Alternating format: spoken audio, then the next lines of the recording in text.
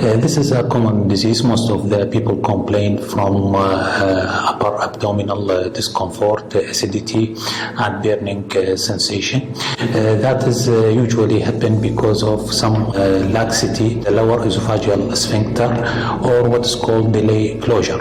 In this case, there is leakage of a little part of the acid from the stomach to the esophagus. That is may cause some irritation of esophageal mucosa.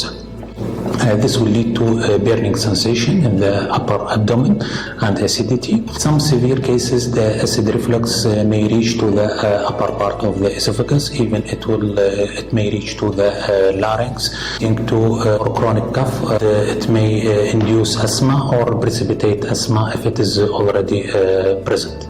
The most common causes for this is obesity, pregnancy, hiatus hernia, and some types of foods and habits may precipitate this condition, especially the ingestion of large amount of coffee, alcohol, citrus, lemon, spicy food, and fatty food, especially at bedtime. In order to diagnose this disease, at the beginning we can diagnose this disease clinically. That from the history, the patient usually complaining from acidity, which is mild to moderate.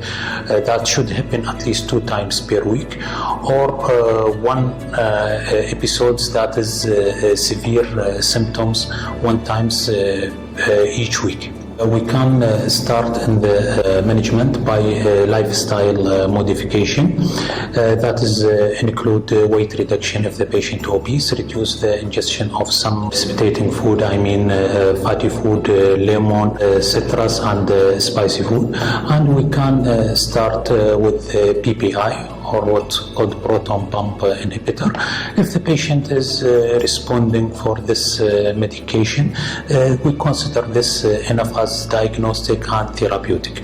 The important point in this subject is if the patient has what's called alarm sign, or the patient who are not responding to medication.